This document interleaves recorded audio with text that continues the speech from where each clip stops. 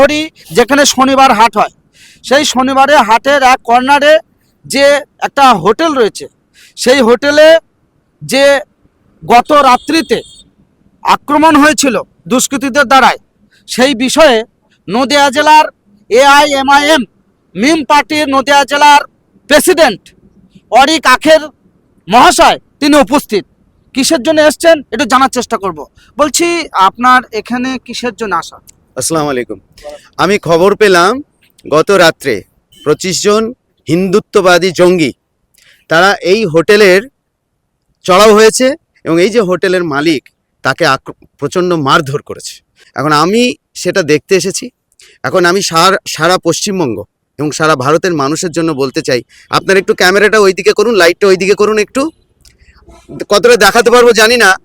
এটা 50 বছরের পুরনো হাট, এটাকে বলা হয় নাকাশিপাড়ার শনিবার হাট।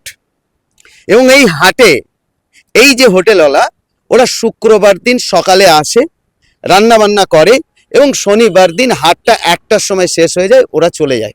এবং এই ট্র্যাডিশনটা আজকের নয়, এটা 50 বছরের পুরনো এই ট্র্যাডিশন। কেন আসে ওরা? সারা বাংলা থেকে ছাগল নিয়ে আসে, শুক্রবার দিন এসে ওরা রাত্রিবেলায় এখানে থাকে ওই হকাররা, এবং তারা খাবার দাবার করে এই হোটেলে। এটা কোনো পার্মানেন্ট হোটেল নয়, কিন্তু এটাই ট্র্যাডিশন। আপনি যদি হোটেলের ভিতরে আসুন, যদি হোটেলে দেখবেন যে এখানে রান্না করে আর এখানে মাটিতে বসে হকাররা খায়। আচ্ছা আচ্ছা। তো এই ট্র্যাডিশনটা, এই যে ব্যবসা, এটা ধ্বংস করার জন্য এই বিজেপি এবং RSS এর যে দাঙ্গাই বাহিনী তারা কিন্তু উঠে পড়ে লেগেছে। আমরা দেখেছি পারিজাত গাঙ্গুলি, সে 7 জন গরু ব্যবসায়ীকে ধরে তাদেরকে মারধর করলো। 70 বয়সী বয়স্ক একজন মানুষকে তাকে মারধর করে রক্তাক্ত করে দিল। তাকে ধরতে পুলিশের 7 দিন সময় লেগে গেছিল। আমার প্রশ্ন, নাকাশিপাড়া থানার পুলিশ এবং যে কর্তব্যরত অফিসাররা রয়েছেন, আপনাদের কাছে কি কোনো রিপোর্ট নেই? আপনারা কি এটা খবর পাননি? এটা একটা বিজনেস হাব। এখানে হাজার হাজার ছাগলের ব্যবসায়ী, হাজার হাজার গরু ব্যবসায়ী এখানে ব্যবসা করতে আসে। এটা এখানকার লোকাল ইকোনমির একটা বলতে পারেন হাট।